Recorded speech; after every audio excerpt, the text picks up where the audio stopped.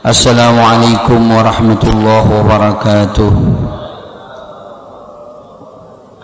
Alhamdulillahi rabbil alamin, alladzi arsala rasulahu bil huda wa dinil haqq liyudhhirahu 'alad dini kullihi wa kafa billahi shahida. Asyhadu an la ilaha illallah wahdahu la syarika lah wa asyhadu anna sayyidana Muhammadan abduhu wa rasuluh la nabiyya wa la rasula ba'dah.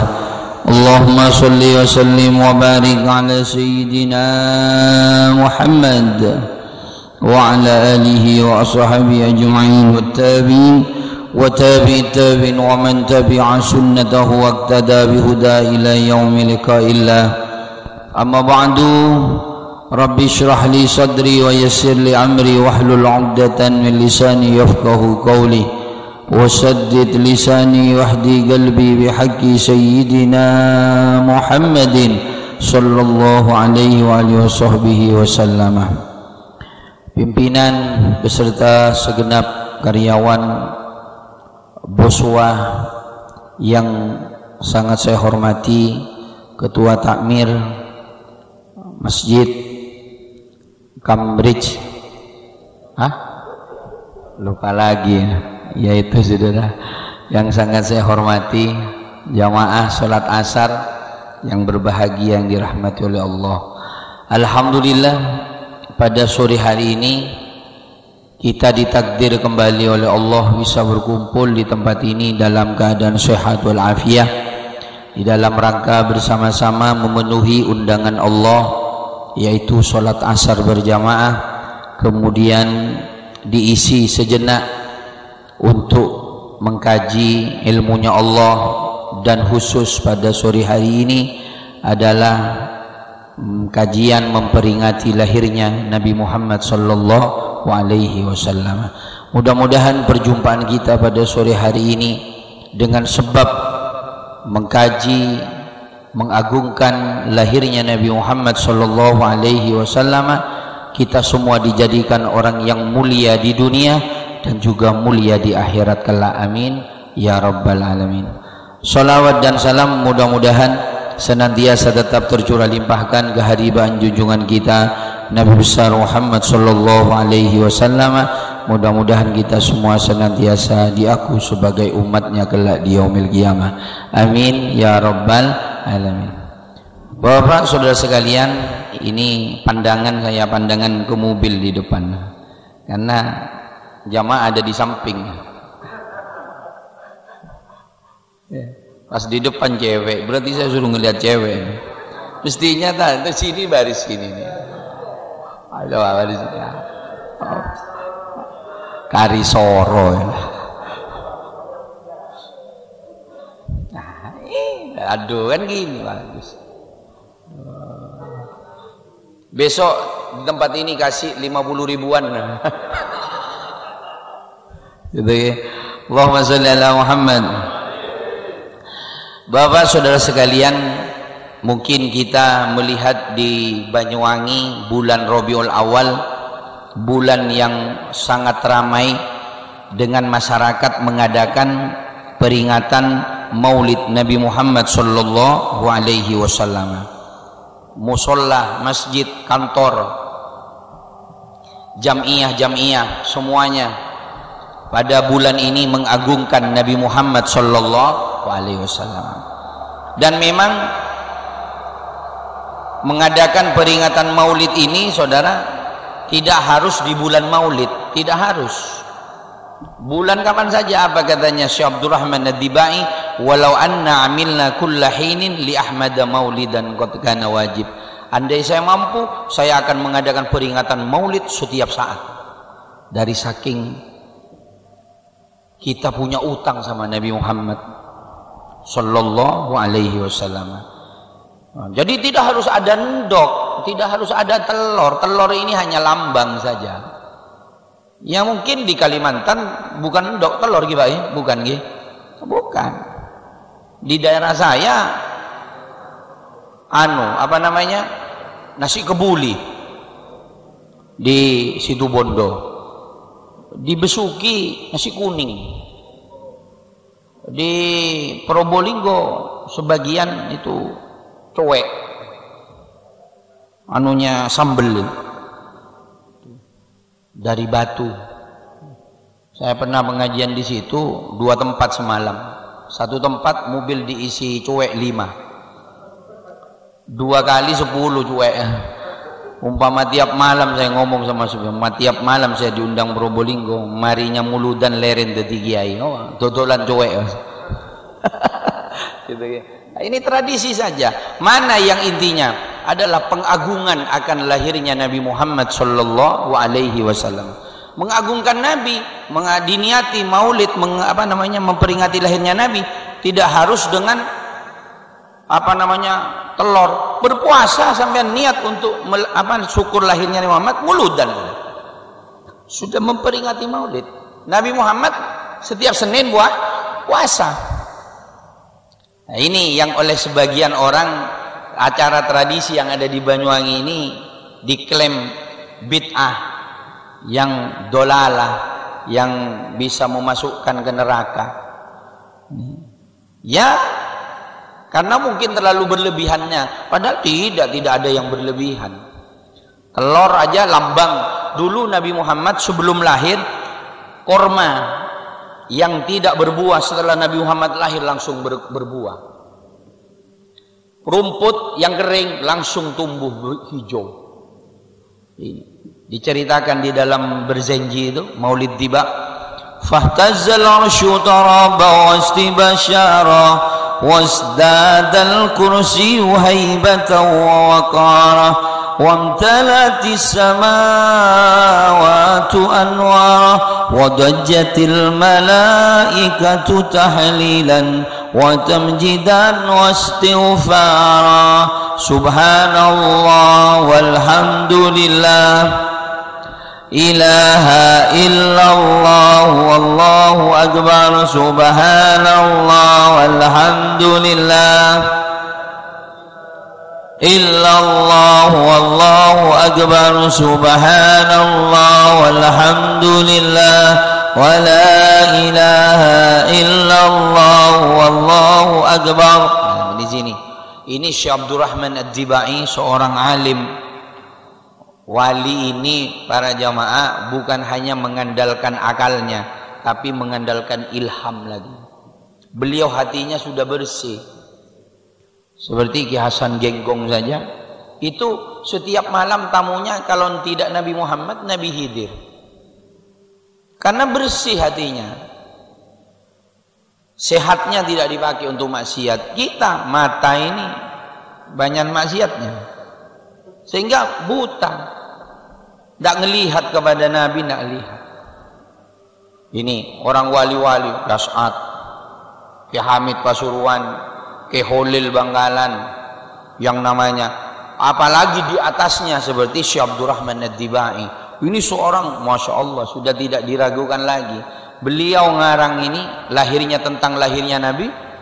Fahtazal arsyu, sebelum malam Senin sebelum Nabi Muhammad lahir, aras ini berguncang.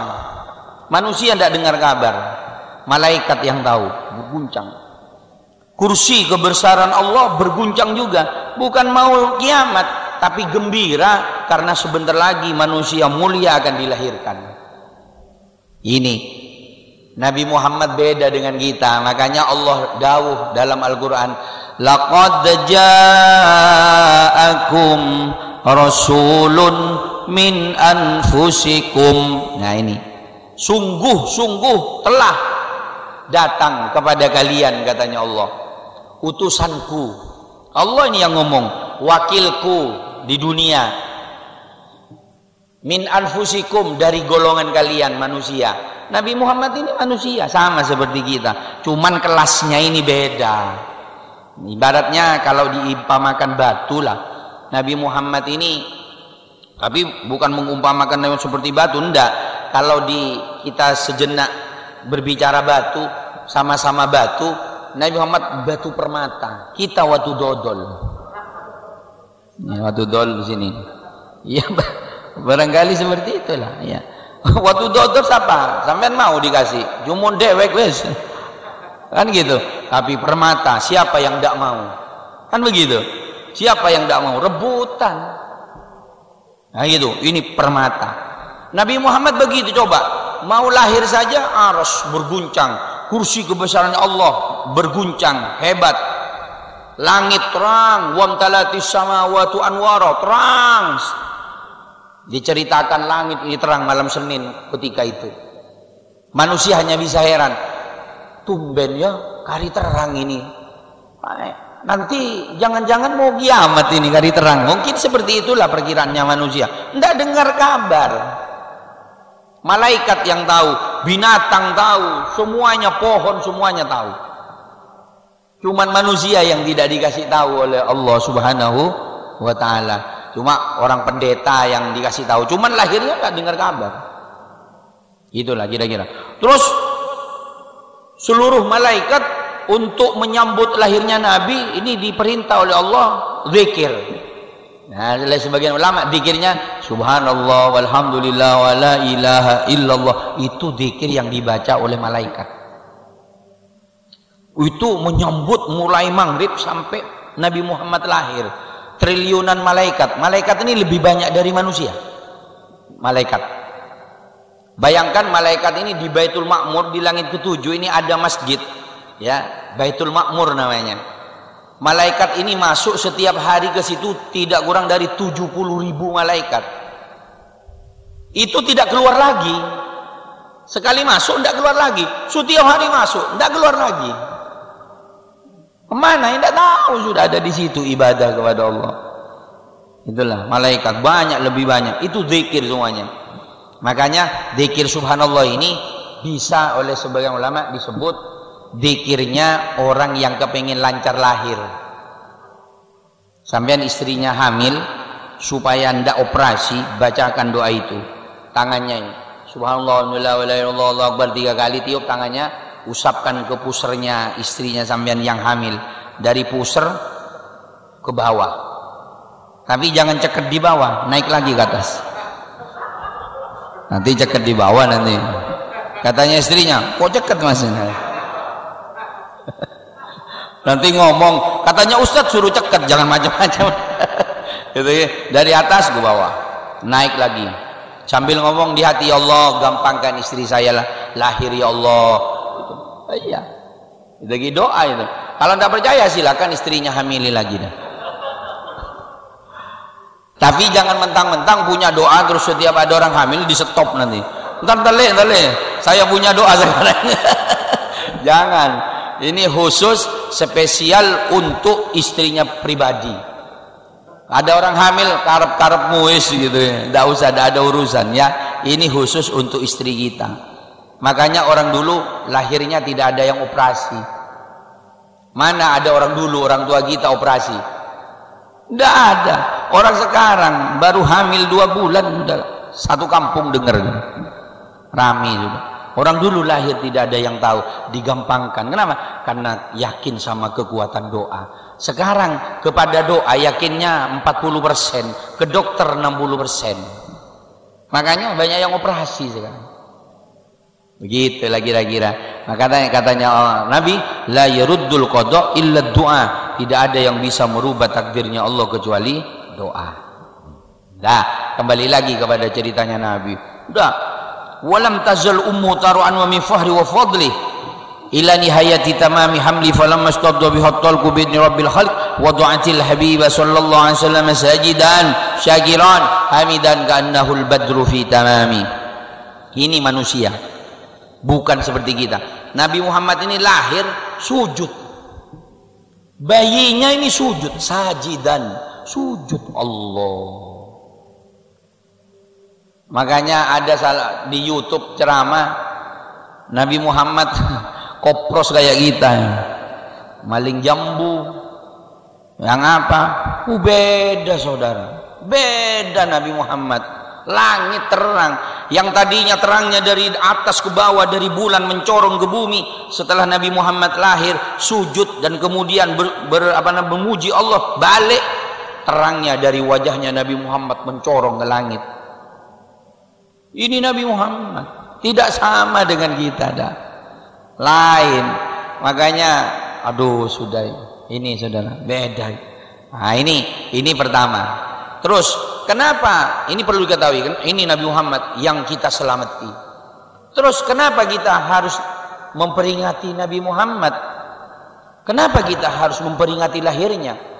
Siapa yang nyuruh? Allah yang nyuruh saudara. Bukan kiai, bukan bupati. Allah, apa katanya Allah? Qul bifadlillahi wa birahmatihi fabidzalika falyafrahu, katanya Allah. Katakan Muhammad, jika kalian mendapatkan karunia dari aku, rahmat dari aku, falyafrahu, suruh gembira, suruh senang. Tapi gembiranya bukan berlebihan. Gembiranya ini gembira yang bisa mengingatkan kita, menuntun kita kepada Allah Subhanahu wa ta'ala. Gembira. Nah sekarang kita ini yang nikmat yang diberikan oleh Allah ini banyak. Dari saking banyaknya tidak akan bisa menghitung. Katanya Allah, wa in ta'uddu nikmatallahi la tuhsuha. Andai kalian menghitung pemberianku tidak akan bisa. Karena dari saking banyaknya. Loh, itu nikmat semuanya. Nikmat semua dari nikmat. Sehat, ini. Nikmat kecil. Nikmat yang paling besar adalah lahirnya Nabi Muhammad SAW. Baik, kita mulai. Kita punya rumah, nikmat, karunia dari Allah. Senang tidak senang? Senang. Bahkan di Banyuwangi tradisinya kalau habis bangun rumah ngebangi rumah. Iya kan? Nyelamati rumah itu, rumah baru selesai ngebangi kayak dulu di sini baru akan produksi selamatan. Ya kayak gitu. Dulu Nabi Ibrahim itu awalnya selamatan itu Nabi Ibrahim. Nabi Ibrahim habis bangun Ka'bah, sholat 1000 rakaat pojoknya. 1000 rakaat. Disanjung misalnya Allah, ya Nabi Ibrahim Banyuwangi Mangri Petok ya. Aduh, itu tidak sholat lagi. Allah. Itu kan. Ini Nabi Ibrahim disanjung sama Allah, hebat kau Ibrahim. Tidak ada yang bisa menandingi ibadahmu. Ini Nabi loh, bukan kiai loh. Tapi ada. Siapa? Orang yang ngasih makan kepada satu orang saja, itu pahalanya lebih besar dari sholatmu yang 4000 rakaat. Ini yang menjadi dalil ulama, para ustadz, kalau ada tamu, dikit-dikit ngasih makan, dikit-dikit minimal kue kayak gini. Ojo banyu tok. 10 menit banyu kencing 2 kali sudah. Iya, saya kalau ada tamu di rumah, saya tawari susu, kopi, teh, Pak. Oh iya, takutnya moro-moro dibikini kopi, lambungnya kumat. Jangan kalah sama restoran. Itu bentuk memuliakan tamu. Coba hukumnya memuliakan tamu apa? Wajib. Bukan sunnah, wajib. Tidak dimuliakan dosa. Tapi kita kalau tidak perlu jangan bertamu terus. Setiap jam 7 nongkrong sudah. Ya tuan rumahnya mau pisan. Ya ini. Dari kita sebagai tuan rumah, siapapun tamu wajib muliakan. Tapi kita kalau tidak penting jangan bertamu. Dan begitu. Sama-sama ada posisinya masing-masing. Begitu. Ini. Jadi ngebangi rumah, selamatan rumah, ngundang tonggo katakanlah 50 orang sudahlah, 50 orang, nasi pakai nasi yang paling murah sekarang, nasi soto kan paling murah. Ayam satu ngundang sekampung cukup, ayamnya disuwek siti-siti. Kuahnya yang banyak, renang sudah ayamnya itu. Itu kan paling murah itu, soto sudah paling murah itu. Wes di mana-mana saya kalau sudah dikasih soto guyu saya renang gile. Untung Pak Haji ngundang saya 2 kali ndak soto. Takut. Gitu. Nah, ini seperti itu kan. Coba 50 orang, lah kan ngundang dia orang, ndak cukup 200.000. Minimal 300.000 katakanlah. Ditanya, Mas, kamu ndak rugi nyelamati rumah entek 300.000? Apa katanya? Ndak Ustaz, alhamdulillah rumah telah selesai. Ndak rugi nyelamati rumahnya 300.000, padahal rumahnya itu nikmat kecil baru. 300.000 udah eman. Terus punya anak. Anak itu karunia, Pak. Punya anak bukan karena bikin, bukan. Orang yang mandul-mandul ditanyai coba. Nggak bikin, neter. Saking nggak jadi tuh. Kan iya? Ada yang cuma ditempeli di waktu dodol jadi, Pak. Kan gitu ya. Kok hamil ya? Nggak sengojo ya. Kan gitu. Ada anak ini anugerah dari Allah. Pemberian dari Allah. Akhirnya diselamati kan? Ada kalau agama akikoh, kalau di Jawa di Banyuwangi di sini selapan istilahnya, kalau Madura molang are istilahnya. Saya tidak ngerti molang are itu apa artinya. Setelah saya teliti, suaminya itu pengumuman mau mulai lagi sama istrinya. Kan sudah 40 hari jadi siap tempur lagi sudah itu. Jadi seperti itu. Nah, jadi itu nyelamati anak akeko. Kalau laki-laki 2, kalau perempuan 1 kambing. Laki perempuan sama-sama boleh. Yang penting gemuk, dan kalau perempuan yang penting tidak hamil. Seperti itu kan. Itu mengandung pembelajaran loh. Mulai kecil sudah kita dikenalkan sama agama. Laki-laki bagiannya berapa? 2. Perempuan sampai tua warisan gitu. Cuma perempuan kadang nuntut adil kan. Udah adil ini 1-2, saya minta bodoh kan gitu kan. Saya minta sama, justru sama tidak adil. Laki bagiannya 2, perempuan 1. Kenapa? Karena perempuan ada suami yang nanggung. Kenapa laki-laki 2? Karena laki ini akan menanggung perempuan, menanggung istri. Begitu aturan. Mau tidak mau ya begitu.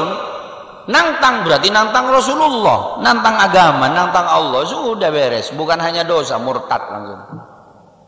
Ini di masyarakat kan tidak paham. Sampai tukaran kan masalah kayak gini. Perempuan minta sama. Banyak seperti itu. Padahal mulai kecil sudah diajarkan, semuanya mengandung hikmah. Cuman kita tidak pinter ngambil hikmahnya. Dikira cuman tradisi saja begitu selesai. Tidak ada kaitannya dengan besok. Ada semuanya. Nah, baik, kembali lagi. Nyelamati anak, beli kambing 2. Cukup 3 juta. Itu kambingnya tok 3 juta. Bumbunya, berasnya. Kalau akikoh kan matengnya. Beda dengan korban. Kalau korban kan mentahnya. Berarti kalau matengnya masa cuma dikasih satenya tok, tidak ada bumbunya, tidak ada apa-apa. Kan tidak mungkin. Pasti bumbunya, nasinya, kan begitu. Lah sekarang nyelamati anak 5 juta minimal. Kan gitu kan? Ditanya, Mas, tidak rugi sampai nyelamati anaknya 5 juta. Alhamdulillah Ustaz. Ini anak yang ditunggu 10 tahun baru punya anak. Tidak rugi 5 juta. Tidak rugi 5 juta. Padahal anak baru nikmat kecil. Loh, mestinya kita ini tidak rugi nyelamati nikmat kecil anak 5 juta. Tidak rugi nyelamati rumah 300.000. Nikmat kecil. Menyelamati nikmat yang paling agung, yang paling besar akarnya nikmat. Lahirnya Nabi Muhammad 5 juta mestinya kita tidak eman. Tapi kita mikir 2 kali.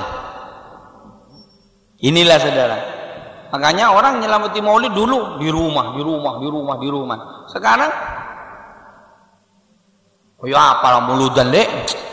Wes, masjid cukup wes. Belum cukup. Apa katanya Allah? Salah satu tanda ini. Kenapa Bilal bin Rabah, orangnya masih hidup di dunia, sandalnya sudah jalan-jalan di sorga. Sandalnya sudah jalan-jalan di sorga. Orangnya masih hidup. Kenapa? Karena cintanya kepada Nabi Muhammad luar biasa. Tahu ceritanya Bilal? Bilal setelah wafat Nabi, tukang adzan kan? Setelah Nabi wafat, leren dari tukang adzan, berhenti. Karena setiap asyhadu anna Muhammad semaput ingat sama Nabi Muhammad. Bilal bin Rabah sampai keluar dari kota Madinah, tidak sanggup tinggal di kota Madinah, tidak sanggup. Ibaratnya kalau di Banyuwangi lah, tidak sanggup tinggal di kota Banyuwangi, pindah ke daerah Situ Bondo, seperti itulah kira-kira.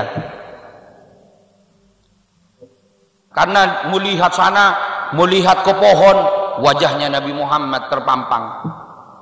Jalan di pasir, terbayang kakinya Nabi Muhammad berjalan. Semuanya rindu kepada Nabi Muhammad, nangis tiap hari, tiap malam. Cinta. Jadi agama ini bukan hanya sebatas di sholat. Sholat iya nomor satu, iya. Makanya besok orang masuk surga, tidak semua kumpul sama Nabi Muhammad, tidak semua. Andai kita ini, saya sampean masuk surga besok, andai mudah-mudahan masuk surga semua, tapi umatnya Nabi Muhammad pasti masuk surga, walaupun nyelam dulu, walaupun nyelam dulu di neraka. Ya masa dosa kita ini akeh, masa langsung nyelonong surga? Tapi kalau sholat berjamaah, insya Allah rutin. Di kantor sudah duhur asar sudah positif, pasti berjamaah. Tinggal pertanyaannya, di rumah apa berjamaah seperti di kantor kan gitu. Takutnya cuma di Boswato yang berjamaah kan gitu. Nyampe rumah teler maghrib NOS. Takutnya seperti itu. Ya, terus Sayyidina Umar ini dari saking cintanya kepada Nabi, ketika Nabi Muhammad wafat, narik pedangnya dipegang. Ayo, siapa yang ngomong Muhammad mati sekarang, wafat, akan saya penggal lehernya. Tidak terima Nabi Muhammad dianggapnya masih hidup, padahal sudah wafat. Kenapa begitu? Cintanya sudah meluap sudah. Sahabat ini saudara, habis sholat berjamaah kan ketemu Nabi, pulang itu kangen lagi, nyari lagi ke Nabi. Cintanya. Abdurrahman bin Auf, miliarder kalau sekarang, pengusaha sukses, bukan hanya miliarder, mungkin apa di atasnya triliuner lah. Tuh banyak hartanya. Itu diajak hijrah sama Nabi, hartanya, perusahaannya, tokonya, semuanya ditinggal di Mekah. Dia datang ikut Nabi ke Madinah hanya membawa baju sama sangut tok, ditinggal demi ikut Nabi Muhammad sallallahu. Ini saudara. Makanya katanya Allah, "Qul in kana aba'ukum wa abna'ukum wa ikhwanukum wa azwajukum wa ashiratukum wa amwalun iktaraftumuha wa tijaratun tahshawna kasadaha wa masakinu tardawnaha ahabba ilaikum minallahi wa rasulih wa jihadin fi sabilih fatarabbasu hatta ya'tiyallahu bi amrih." Katanya Allah yang ngomong ini. Siapa orang yang lebih mengutamakan orang tuanya ketimbang Allah dan Rasulullah? Orang tua harus nomor satu ketika berhadapan dengan urusan manusia, urusan dunia. Pekerjaan, orang tua sakit, orang tua nomor satu. Ketika berhadapan dengan atasan, orang tua nomor satu. Begitu. Kalau urusan orang tua, urusan dunia dan manusia, orang tua nomor satu. Tapi ketika benturan bersamaan dengan urusan Allah dan Nabi Muhammad, orang tua nomor tiga. Setelah Allah, Rasulullah, baru orang tua. Sampai dipanggil orang tua, sementara Allah manggil Jumatan. Allah didahulukan, tidak apa-apa orang tua, sebentar mak, tidak dosa. Tapi ketika kita hanya sholat sunnah, dipanggil ibu, suruh batalkan sholatnya itu. Sampai seperti itu. Orang tua masih tinggi nilainya. Tapi benturan dengan urusan Allah, Allah yang harus nomor satu. Jangan kalah dengan orang. Siapa orang yang lebih mengutamakan orang tua ketimbang Allah dan Rasulullah? Dua. Siapa orang yang lebih mengutamakan anaknya? Dia eman. Kok tidak Jumatan? Ini kasihan saya cucu. Kangen saya sama cucu sampai ndak Jumatan. Kangen sama anak, gendong anak dari saking sayangnya sampai ndak sholat. Itu namanya mengutamakan anak berarti daripada Allah dan Rasulullah. Yang ketiga, siapa orang yang lebih mengutamakan dulur, saudara. Belani saudara sampai ndak sholat, belani saudara sampai ndak Jumatan. Istri yang keempat, siapa orang yang lebih mengutamakan istrinya yang cantik karena baru kemanten baru umpama, sampai leren sholat, ndak Jumatan, anyaran lek umpama begitu. Ini karyano ini, kari beli jamu tadi malam. Seperti itu. Saat seperti itu mengutamakan istri daripada Allah dan Rasulullah. Istrinya ngomong, ojo neng Jumatan mas, ojo neng Jumatan sama aku aja, ndak ada temennya, ndak Jumatan temenan. Payah ini. Terus siapa orang yang lebih mengutamakan sahabat karib, akrabnya, duetnya daripada Allah Rasulullah. Yang selanjutnya, siapa orang yang lebih mengutamakan hartanya yang banyak, eman daripada Allah Rasulullah. Seperti biasanya ada pembangunan masjid pelit, eman, itu mengutamakan hartanya namanya. Ada pengajian, dia ada sumbangan, tidak nyumbang, itu namanya mengutamakan hartanya daripada jihadnya Allah. Siapa orang yang seperti itu? Terus siapa orang yang lebih mengutamakan pekerjaannya daripada Allah dan Rasulullah? Di sini karyawan Bosua tidak. Saya lihat utamakan sholat. Sholat tinggal, insya Allah. Tidak masuk ke dalam golongan ini. Masya Allah. Mudah-mudahan istiqomah ini. Terus yang terakhir, siapa orang yang lebih utamakan rumahnya yang megah, yang indah, kayak istana, eman ditempati pengajian, eman ditempati jamuan makan, eman, karena mahal.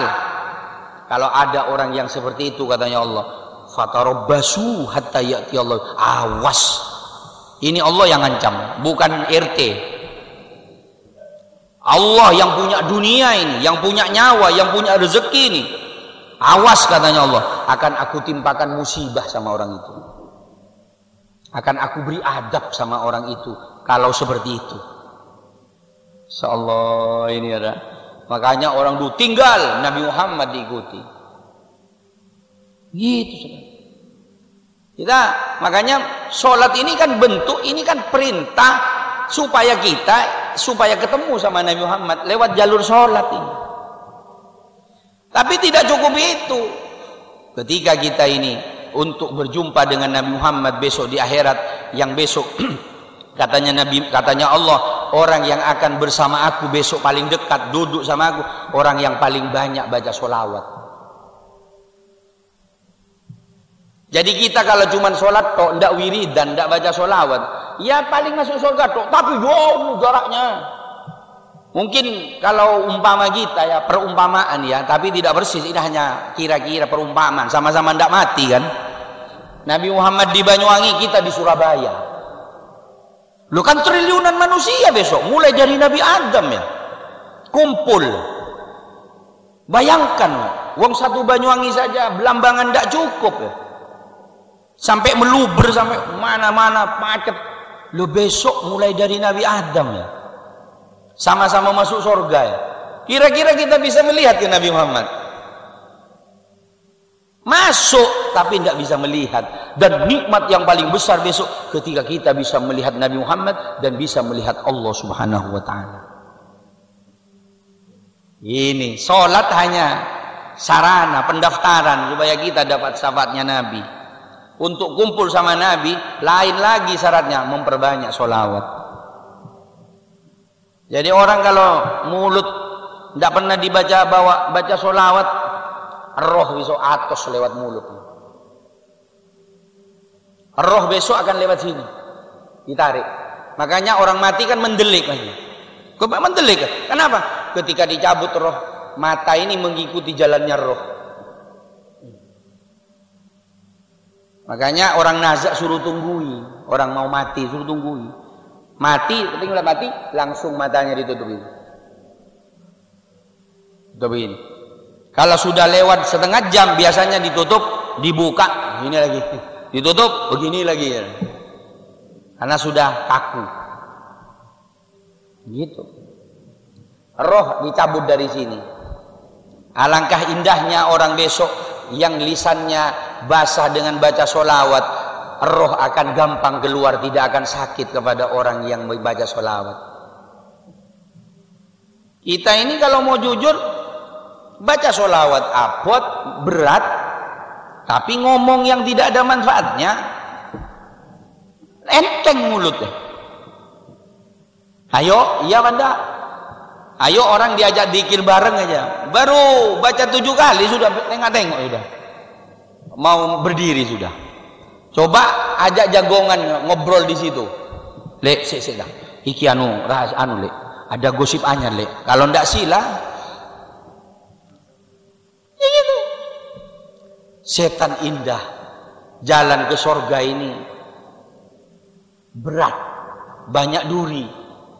Tapi jalan ke neraka indah, pemandangannya bagus, tidak taunya jurang. Jalan ke sorga ini kayaknya batu terjal, ada duri, ada beling, jalan tandus kayaknya. Tapi di situ setelah kita lewati ada taman yang indah yang tidak bisa kita bayangkan sebelumnya. Berat ini. Coba suruh jangan maksiat, berat tak berat? Berat.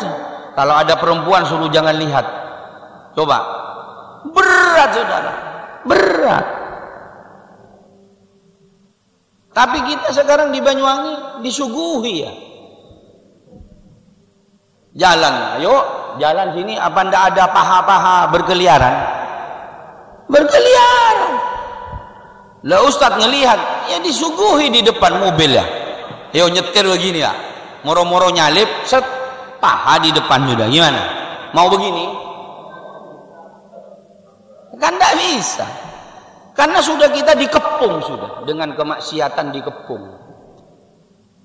Ibaratnya ada 100 manusia yang baik, yang ibadah kepada Allah 10, maksimal 30, 70-nya maksiat. Kalau 70-nya ibadah, masjid tak kira cukup. Saya besar Banyuwangi tak kira cukup dah. Saya di perumahan itu kakaknya 80 kakak. 80 kakak. Yang sholat satu baris 10 orang. Sama istrinya 7. Kalau ada istrinya tinggal 10. Iya gitu. 80. Coba berapa persennya coba. Ya hitung sendiri sudah. Kan gitu. Seandainya 70% saja ibadah, penuh masjid.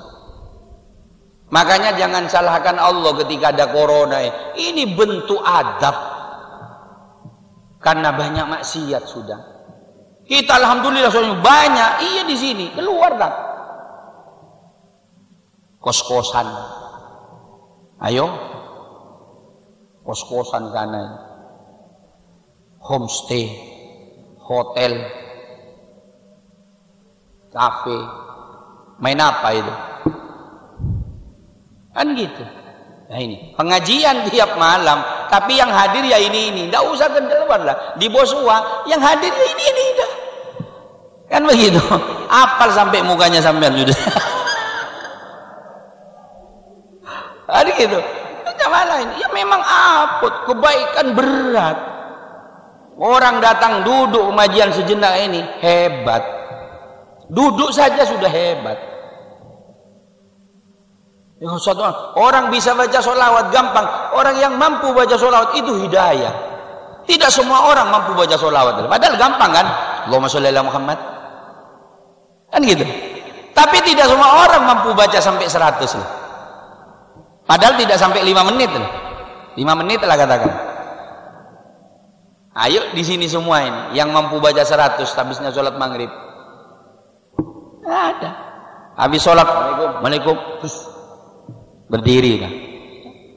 Nah ini lewat momen memperingati lahirnya Nabi. Ayo kita perbaiki, kita mencontoh Nabi. Nabi selama hidup tidak pernah sholat sendirian, berjamaah. Nabi sabar. Sabar itu tidak ada batasnya, tapi ada tempatnya. Kalau ada orang ngomong sabar ada batasnya, berarti tidak sabar orang itu. Sabar ada tempatnya, tidak ada batasnya. Contoh, contoh sabar ada batasnya.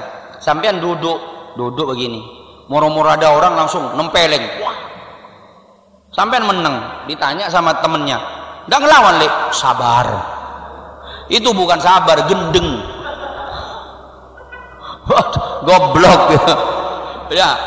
Lain, itu baru, bukan diam terus sabar. Melawan bukan berarti dia kehilangan kesabaran, bukan, ada tempatnya. Sabar yang tidak ada batasnya bagaimana?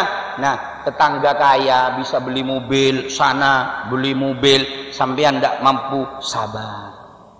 Diam, tidak usah sakit hati, itu sabar. Sampai kapan? Sampai Allah merubah. Tidak usah nuduh sana pakai pesugihan yang ini, tidak usah.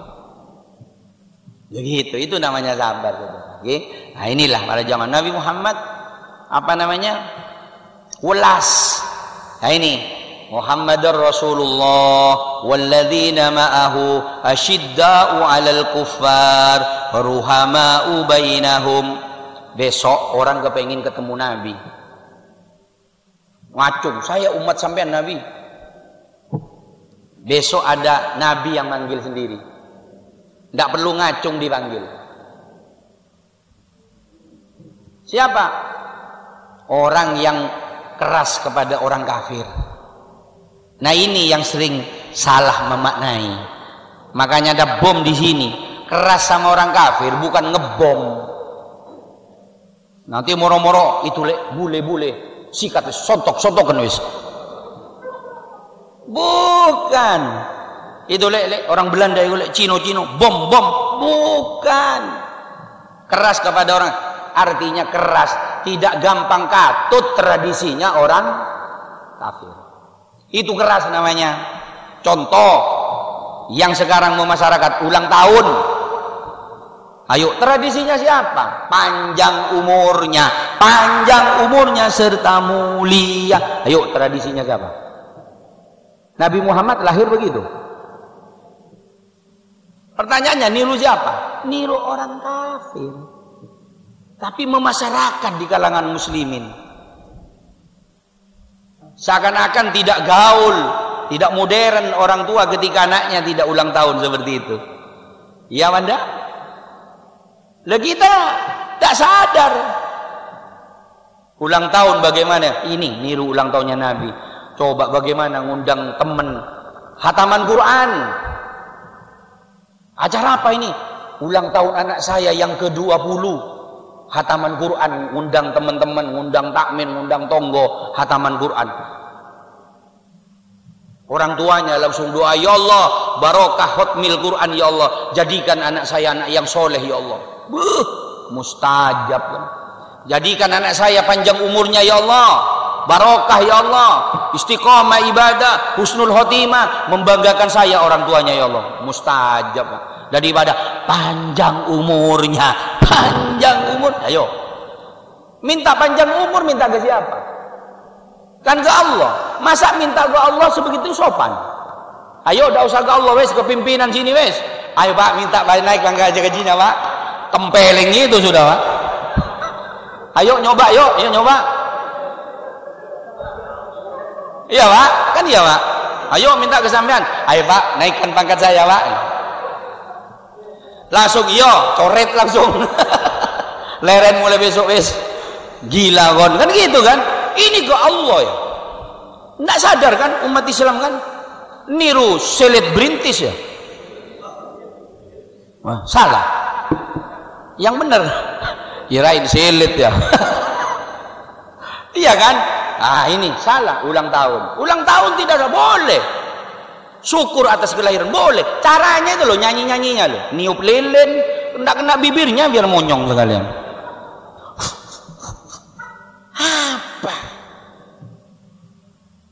Apa begitu? Dari itu tradisinya orang kafir. Tak dipanggil sama Nabi Muhammad besok. Orang kafir tatuan, orang Islam tatuan juga. Ayo. Apa itu? Tradisinya siapa tatuan? Orang Islam tatuan ini wudhu dasar ya. Wudhu dasar. Bagaimana besok mati dia? Mau dimandikan bagaimana besok? Tidak sampai ke sana. Terus lagi yang tradisi ini, yang kafir masuk ke Islam, pernikahan. Belum nikah sudah dikasih sorban itu, kasih selendang, laki perempuan sudah masuk ke masjid kadang, neng masuk. Digandeng sudah gandengan, padahal kan belum akad. Padahal dia masih orang, belum istrinya. Kok sudah digandeng-gandeng? Ini tradisi ini. Yang salah tidak sadar sudah menjiplak tradisinya orang kafir. Tidak sadar orang Islam. Padahal ibunya jilbaban, bapaknya kadang ngimami sholat kadang. Allah. Iya kan? Karena ketidaktahuannya. Iya. Salah semua. Banyak ya tradisi. Seperti petik laut. Orang Islam petik laut. Kepalanya sapi dibuang ke laut. Emangnya yang punya rezeki menjaga laut? Orang Islam dalam Islam gimana? Ada rezeki kasih ke fuqara masakin. Itu Islam, bukan dibuang ke laut. Ada ini yang terakhir sudah. Yang ada apa? Orang mati belum berangkat nyelundup di bawahnya. Ayo nyelundup. Ada kan sebagian desa. Anaknya suruh lewat bawahnya. Ada. Saya ada kematian di pegawai Kodim. Sebelum berangkat ada MC-nya lagi. Acara selanjutnya penyelundupan. Saya pikir penyelundupan sabu-sabu. Nggak tahunya anaknya dulu. Nggak ada. Yang ada dalam Islam, hormati orang tuamu. Muliakan orang tuamu, jadikan raja orang tuamu, bahagiakan orang tuamu dalam Islam, bukan suruh nyelundup lewat bawahnya. Ini tradisi yang ada, ikut kafir, tidak ketara. Tapi ke orangnya ruhama ubainahum, welas, tidak musuhan. Ini Islam. Kalau musuhan sama bule, musuhan sama Cina, bukan ajaran Islam itu. Ini akhirnya kita yang baik-baik katut sama mereka yang keras-keras karpe dewek. Rasulullah tidak ngajari begitu ya. Ke tradisinya jangan ikut. Orang Kristen ke gereja, kita jangan ke gereja, menang di masjid. Tapi ke orangnya, oke, ayo kemana le? Ijen, oke, begitu. Bisnis, oke. Tapi ketika waktunya sholat, ayo sholat. Mereka pakai celana pendek, kita jangan pendek. Begitulah kira-kira gampangnya. Ke orangnya jangan musuhan, tapi ke tradisinya kita harus kuat. Jangan itu keras namanya. Itu yang akan dipanggil sama Nabi Muhammad SAW. Bukan suruh ngebom, kalah itu. Tidak ada itu. Nabi sesat itu yang nyuruh berarti. Nabinya bukan Nabi Muhammad berarti dia. Nabi Muhammad tidak nyuruh begitu kok. Ini yang terjadi bom sana. Akhirnya kita para kiai yang sorbanan jubah. Sama lah ini, awas ini nanti aliran keras juga ya. Dianggap begitu, akhirnya takut pak udah, gitu kan? Seperti itulah. Inilah para jamaah, sedikit tentunya banyak ya, tidak cuma ini sudah sampai 45 menit. Mudah-mudahan menjadi ilmu yang manfaat barakah ya. Amin ya rabbal alamin. Allahumma anfa'na bima 'allamtana. Rabbi 'allimna alladhi yanfa'una rabbi faqihna wa faqih lana wa qarabatin lana fi dinina wal qudin sadaqa rabbi wa fiqna wa fiqhum lima tadi qala fi'lan karam sugil kull halalan da'i wa khilad wa lam naqbil khair fa kull syar Allahumma dina widak wa janna safiridak wa la tuwallina wal yansi wa tajanna man khalafa amraka wa subhanallahi wal wakil wa la haula wa la quwwata illa billah sallallahu alaihi sayyidina Muhammadin walhamdulillahi rabbil alamin. Terima kasih, kurang lebihnya mohon maaf. Assalamualaikum warahmatullahi wabarakatuh.